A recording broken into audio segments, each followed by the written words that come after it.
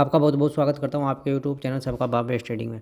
दोस्तों आज भी हमारी नो वाली स्ट्रेटजी ने प्रॉफिट दिया 91 पॉइंट निफ्टी में। और अगर हम बात करें इंडेक्स की, बात कर रहा हूँ भाई 91 पॉइंट, ठीक है। और एक बात ध्यान रखना कि जो मैं स्ट्रेटजी आपको बताता हूँ ना कोर्स में, सब मेरे स्टूडेंट को मालूम है भाई, वे 95% काम करती है। और मैं भी और मेरे सारे स्टूडेंट पेपर ट्रेडिंग करते हैं और मैं भी यही बोलता हूँ कि भाई पेपर ट्रेडिंग ही करना है, ना कि रियल ट्रेड करना है ऑप्शन ट्रेडिंग में। हाँ, स्टॉक में आप काम कर सकते हैं, कोई दिक्कत वाली बात नहीं है, क्योंकि स्टॉक में रिस्क नहीं है, ऑप्शन ट्रेडिंग में रिस्क है। हाँ, जब आप सीख जाओ, आप बिल्कुल पक जाओ, फिर खुद के दम पर ही ट्रेड करें, ना कि मेरे भरोसे भाई, ठीक है। जिस भाई को कोर्स करना हो टेलीग्राम पर आकर मैसेज करें, या डिस्क्रिप्शन में मैंने नंबर डाल रखा है, आप वहाँ से भी आकर मैसेज कर सकते हैं, बात कर सकते हैं, ठीक है भाई। अब देखते हैं भाई, अगर फ्लैट ओपन होती है निफ्टी और फ्लैट ओपन होने के बाद ऊपर निकलना शुरू कर जाए, कहाँ ऊपर निकले, बस एक बात ध्यान रखना, ये ट्रेंड लाइन बनी हुई है, एक छोटी सी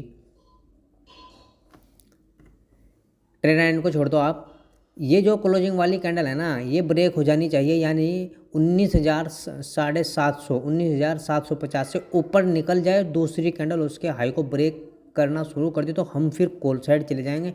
टारगेट हमारा रहेगा भाई आज का हाई 19,800 का हमारा टारगेट रहने वाला है फर्स्ट। सेकंड टारगेट रहेगा हमारा ये सेलिंग एरिया, ठीक है। एक बात ध्यान रखना, अगर फ्लैट ओपन होने के बाद भी नो वाली स्ट्रेटेजी कॉल साइड या पुट साइड जाने को बोले तो हम जाएंगे भाई।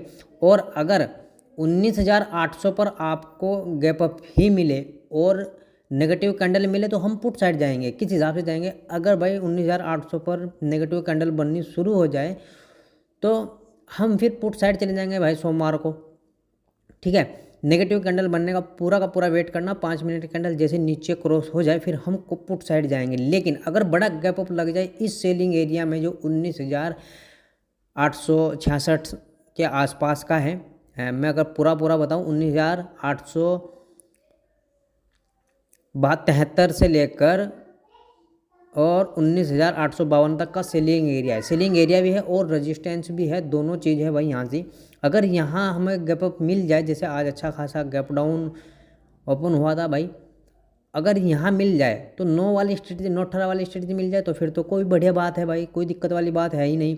अगर ना मिले फिर हमें नेगेटिव कैंडल बनने का वेट करना है, 5 मिनट कैंडल जैसे नीचे क्लोज हो जाएगी तो हम फिर पुट साइड चले जाएंगे, ठीक है। अगर फ्लैट ओपन होने के बाद भाई नीचे निकलना शुरू कर जाए तो हम ट्रेड ले सकते हैं एक स्कैल्पिंग। अगर क्लोजिंग वाली कैंडल से नीचे ट्रेड करना शुरू कर जाए तो हम एक स्कैल्पिंग ले सकते हैं भाई। कहाँ तक के लिए, 19,677 तक के लिए, यानी आज का जो लो बना था हम वहाँ तक के लिए ट्रेड ले सकते हैं। अगर मैं ये दिखा दूँ आपको ये वाला, ठीक है, ये हमारा सपोर्ट का काम करेगा। अगर फ्लैट ओपन होने के बाद नीचे निकलना शुरू करे तो हम यहाँ तक के एक टारगेट स्कैल्पिंग के लिए कर सकते हैं। मैंने आपको ये बोला था कि भाई ये 19,650 के आसपास अगर गैप डाउन ओपन होती है तो हम कॉल साइड ही जाएंगे, क्योंकि यहाँ एक डिमांड एरिया है छोटा सा, ठीक है। कल की वीडियो में आगे देख लेना, तो वहीं कहीं गैप डाउन ओपन हुई और गैप डाउन ओपन होने के बाद ऊपर निकलना शुरू करें तो हम कॉल साइड चले गए। तो फिर पहली बात तो यहाँ हमें नो 18 वाली स्ट्रेटजी मिल गई थी, तो हमारा बिल्कुल जाने का यही था कि भाई हम ऊपर जाएंगे, ठीक है।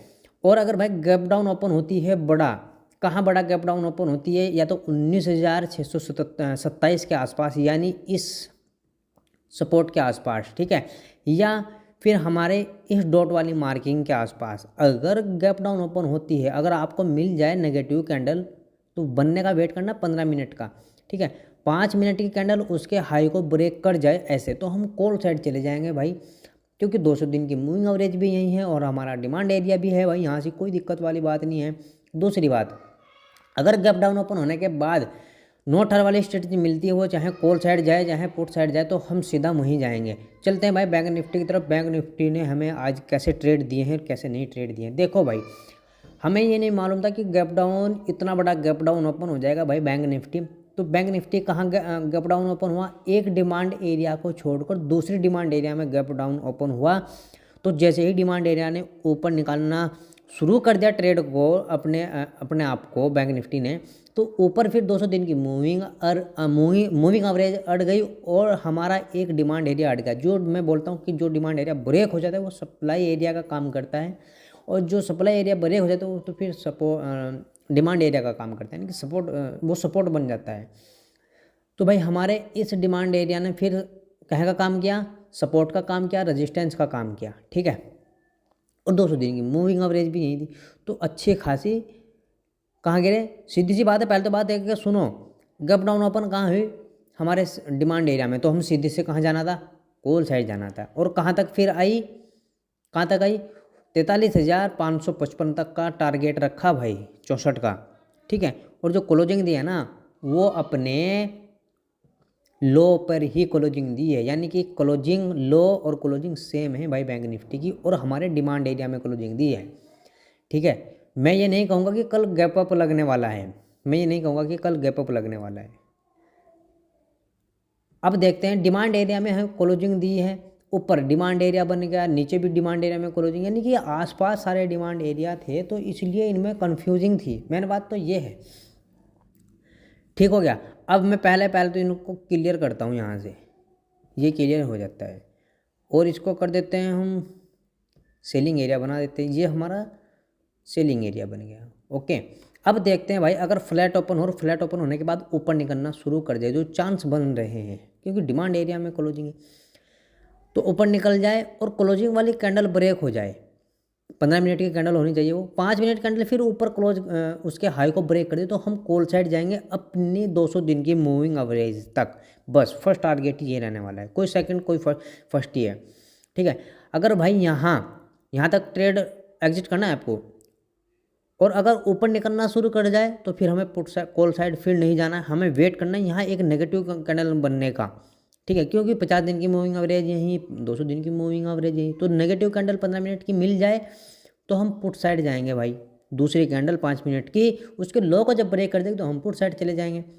लेकिन अगर गैप अप लग जाते हैं हमारे इस सेलिंग एरिया या इस 50 दिन की मूविंग एवरेज, 200 दिन की मूविंग एवरेज पर, तो फिर हम क्या करेंगे, हम करेंगे नेगेटिव कैंडल का बनने का वेट, कि 15 मिनट की कैंडल नेगेटिव बन जाए, दूसरी कैंडल 5 मिनट कैंडल उसको नीचे क्लोज कर जाए, तो हम भाई फिर पुट साइड जाएंगे। अगर 9-18 वाली स्ट्रेटजी फ्लैट ओपन पर मिल जाए या गैप अप पर मिल जाए, जहां बोले आपको कॉल साइड बोले तो कॉल साइड जाएंगे, पुट साइड बोले तो पुट साइड जाएंगे। आप सोच रहे होंगे कि 9-18 वाली स्ट्रेटजी कौन सी है, आके भाई कोर्स में मालूम कर लो, कोई दिक्कत वाली बात नहीं, सबको बताई जा रही है। अगर भाई फ्लैट ओपन होने के बाद नीचे निकलना शुरू कर जाए, अपने ही लो को ब्रेक कर जाए, 15 मिनट कैंडल कोई कैंडल ब्रेक कर जाए, तो 5 मिनट कैंडल जैसे नीचे दूसरी उसके लो को ब्रेक करेगी, तो हम इस डिमांड एरिया तक के लिए को पुट साइड जाएंगे, जो 43,000 हमारे 300 का है, 43,000 हमारे 300 का है, ठीक है। और अगर मैं इसकी बात करूं इसके ऊपर की, तो 43,373 का है, ठीक हो गया।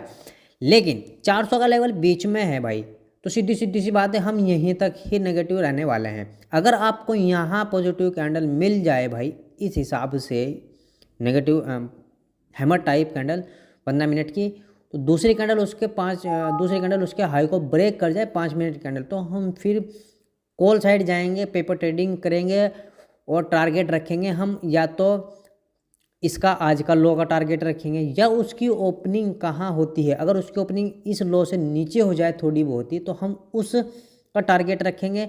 और अगर उसके कल सोमवार को अगर ओपनिंग उसके बीच में कहीं हो जाए, तो फिर हम उसका ये टारगेट रखेंगे लो वाला, ठीक है। अगर भाई गैप डाउन भी लग जाए तो तब भी हम इसी हिसाब से काम करेंगे, सीधी सी बात है। बस 9-18 वाली स्ट्रेटजी मिल गई तो फ्लैट ओपन हो, गैप डाउन ओपन हो, गैप अप ओपन हो, तो हम ट्रेड करेंगे भाई 9-18 वाली स्ट्रेटजी के हिसाब से।